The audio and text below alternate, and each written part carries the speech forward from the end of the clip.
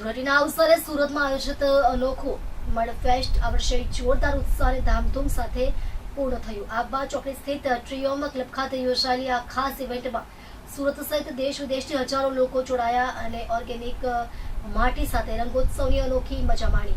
આ કાર્યક્રમનું આયોજન કલર્સ ઇવેન્ટ્સ એન્ડ એક્ટિવેશન દ્વારા ટ્રીઓમ ક્લબના સંચાલક સુરેશ ગોંડલિયાના સહયોગથી કરવામાં આવ્યું હતું. કાર્યક્રમમાં મુંબઈની જાણીતી મહિલા ડીજે રીના બારોટના મ્યુઝિકે માહોલને વધુ મસ્તીભર્યો બનાવી દીધો.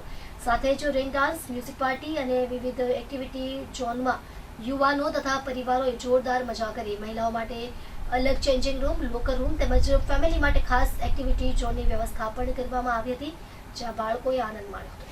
સેજલ ગાબાણી મારું નામ છે. સોસાયટીમાં રમવું અને ગ્રાઉન્ડ પર રમવું શું ફરક લાગે? સોસાયટી ને ગ્રાઉન્ડનો એટલો ફરક છે કે સોસાયટીમાં તમે જેમ ફ્રી થતા જાઓ એવી રીતે હોલી રમવા આવો એટલે કે બે ચાર યા 15-20 જણા રમતા હોય છે. હવે આ જગ્યા એવી છે કે ગ્રાઉન્ડની કે ત્યાં એટલા બધા લોકો હોય છે કે તમને લોકોને આમ ભૂલાઈ જાય છે કે હું ક્યાં છું ને એટલી મજા આવે છે એમની સાથે હોલી રમવાની. અને અહીંયા આવીને એ ભૂલાઈ જાય છે કે કોણ કોનું છે અને કોણ આપણું છે. બધા જ એટલી જ એન્જોય કરતા હોય છે, એટલી સારી રીતે રમતા હોય છે કે અહીંયા બધા પોતાના જ લાગે છે.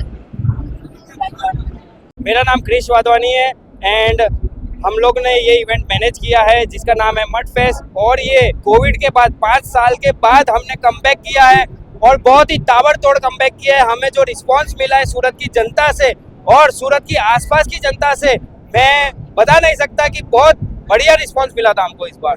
किस तरह के क्या क्या एक्टिविटीज थी यहाँ पे, किस तरह का माहौल था? सो बेसिकली सूरत में बहुत इवेंट हो रहे हैं लेकिन हमारा इवेंट इसलिए डिफरेंट एंड यूनिक है because we are using 20,000 kgs of Multani मिट्टी जो कि हमारे अलावा किसी भी इवेंट वाले ने यूज नहीं की है.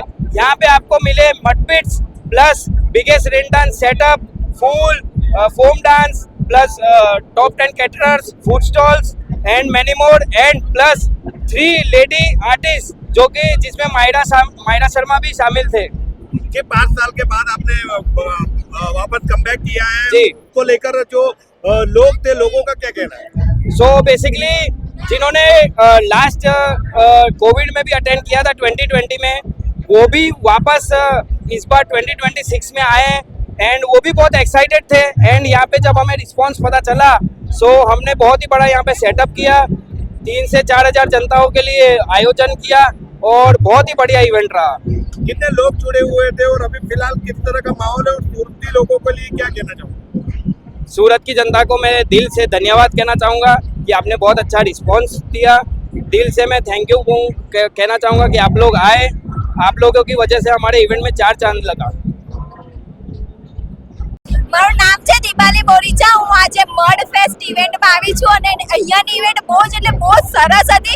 અને અહીંયા જે મડ ફેસ્ટ એટલે માટીની હોળી થઈ હતી પણ એમાં માટી જે છે તે મુલતાની માટી યુઝ કરેલી હતી. ડીજે હતું, સાઉન્ડ હતું, એટલી મજા આવી છે ને અહીંયા હોળી રમવાની. હું તો એવું જ ઈચ્છું છું કે દર વર્ષે આવી હોળી થવી જ જોઈએ અને બહુ ટાઈમ પછી સુરતમાં આવી હોળી થઈ છે અને પબ્લિક પણ એટલું એન્જોય કરે છે. મને તો બહુ જ મજા આવી